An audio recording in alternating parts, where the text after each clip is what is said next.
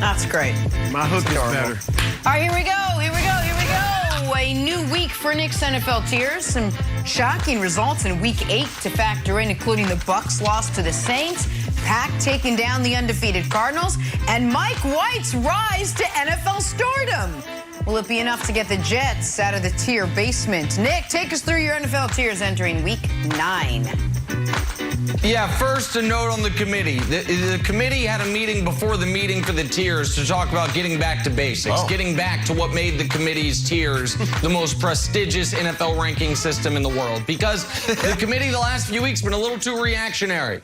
That's why there's been such upheaval at the top of the tiers. The committee was not prepared for having to alter the tiers. They assumed the Chiefs would be there the whole year. But the committee got back to basics, and now we have our best edition of the tiers yet. Reveal the very bottom. We have a legitimate race for the worst team in football. And every week there's a new leader. It's like the Lions have no wins, but they actually are competitive. Nope. Texans, Jags, Lions are all just disasters.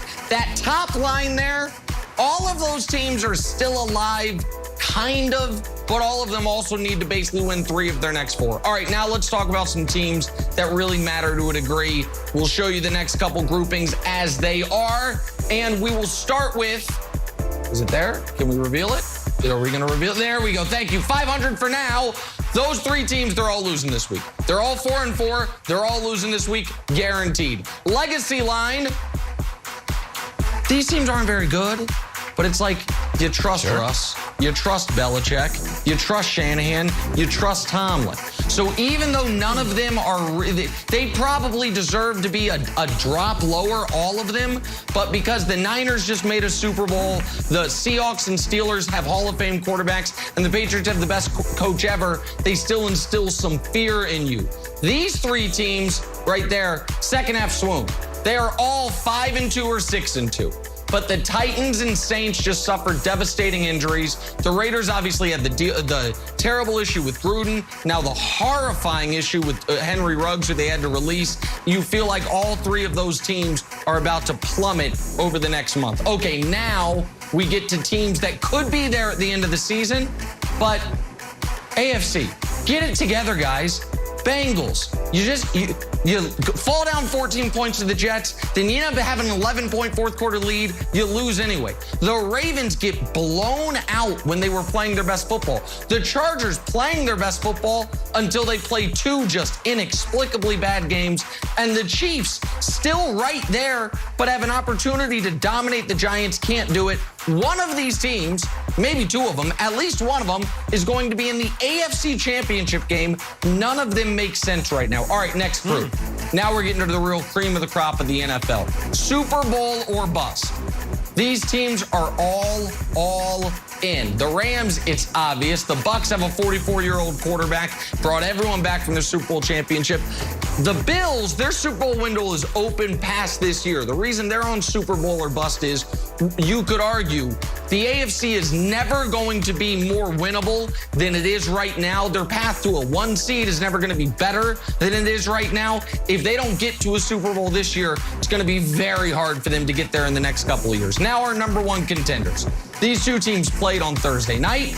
They played not quite to a draw. The Packers deserved the victory. However, obviously, if A.J. Green turns around, maybe they win the game. It's very hard to say one team's considerably better than the other. They both have great wins. The Packers have a win over the Cardinals, great win over the Bengals. The Cardinals, meanwhile, beat the Rams badly, beat the Titans at full strength badly. They deserve to be there. And the favorites. We never should have dropped the Cowboys. The Cowboys were the favorites, and then we dropped them because they won a game. It was against the Patriots. The committee, in fairness, probably a touch underrated the Patriots. The Cowboys deserve to stay current favorites a month ago. We dropped them erroneously. They just got a great win with Cooper Rush as their quarterback. They are going to be a guaranteed 8-1 heading into Kansas City in a few weeks. So there it is. There's the top of the tiers. Broussard, I know what your natural inclination is. It's to try to rip them because I eviscerated the Bud list last week. But you are also an honest man. You can say it. It's a perfect set of tiers. It's a perfect set of tiers. All right. here's where I'm going to go, Nick. All right, I don't buy for 1 minute that gibberish about the committee. I think you guys sit around, eat chicken wings, and throw junk at the wall and see what sticks. All right, I think that's how we come to this. Wow. That said, this is a decent list. Not perfect, as you said, but this is some of your best work. I will give you that. I know it's not saying a ton, but I'll give you some of your best work. Insult us. I figured it'd be Dallas. I figured Dallas would be at the top because they were the only team of your top 3 last week that didn't lose. So that makes sense. They're at the number 1. And let's face it, the tiers, the last several weeks, they've been kind of mangled, right? Not really tiers, not a pyramid, more like a Jenga game gone awry. All right. So if that's the case, I'd love to see the Rams moved up to a number 1 contender because I think they belong there with Green Bay and Arizona. I get it. Arizona beat them pretty good. Green Bay beat Arizona. Okay, if you must have 2 at the number 1, then let's at least move the Rams over in the 4th spot and switch them with the Bills, who I think should be 6th behind Tampa Bay. We don't do left to right. All right. Well, I've told you this before. Well, a committee member secretly told me, but okay. All right, whatever. To my real beef. Not surprisingly, Nick, it involves the Kansas City Chiefs. You know, can we get there? Yeah, there. You know that right now, at this very moment, there is no way they should be on the 4th tier. And you know this, Nick. You're very much aware of it, and so is every member of the committee. And what you guys do to justify it is you come up with a name for the tier that fits the Chiefs. So you overrank them because they're not in the 4th tier, but you come up with the perfect name. Get it together, guys. And now that's how you justify having them on the 4th tier. So, yeah, you're right. They do need to get it together. But they in the real world, Nick, they should be down 2 tiers. Can we see it? Number in the 6th level next to Wilds is Patriots. That's where they should be on the 6th tier. That's my only beef. But again, this is some of your better work. Yeah, right there, nudged in between the Patriots and the Niners should be the Chiefs. Right now, at this point. Sure. Okay, that's obviously not true. And when you said your issue was with the Chiefs, I thought the issue was gonna be you've got the Chiefs who are obviously on the upswing, having just gotten a huge nationally televised win, next to 3 teams that have all just suffered 3 awful losses. The Ravens get blown out. The Bengals lose to the Jets. The Chargers lose 2 in a row, including, down double digits in the 4th quarter to Mac Jones and the Patriots. The Chiefs, by the way, have 4 wins, the same as the Chargers, just 1 back of the Bengals and Ravens. So if anything, you're right, the Chiefs don't belong with them because the Chiefs are, in fact, getting it together while the Bengals, Ravens, and Chargers are, they're all, if you look at the standings, and we're not standings guys, but if you look at them, on streak, the Chiefs have W1, while the Bengals and Ravens have L1, and the Chargers have L2, meaning they've lost 2 in a row. So it's just something to consider. I mean, it's just the facts. Wild seems a little perplexed. He's shaking his head. I'm not sure what the issue is, but I hope that answers your questions, Broussard. What's up, Wilds?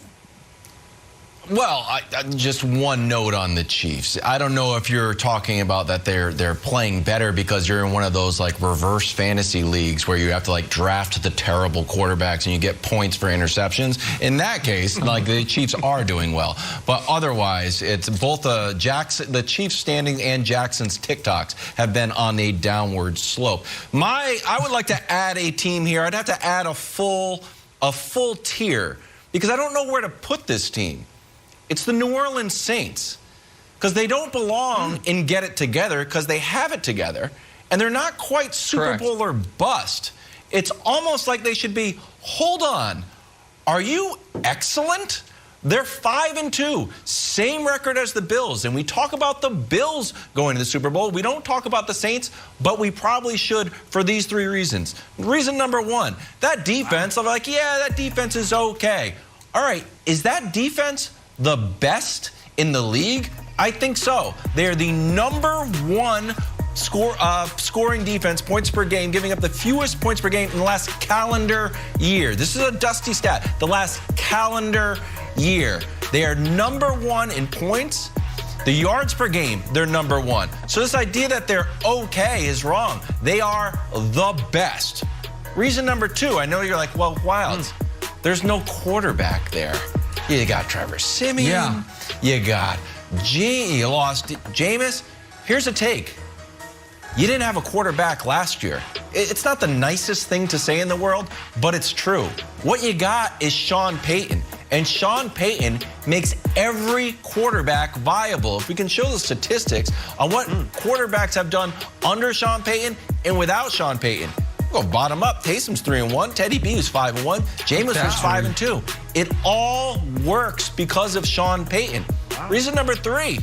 While people think they're getting worse because of Jameis's injury, they might actually be getting better. But Ingram's back, a little bit of magic.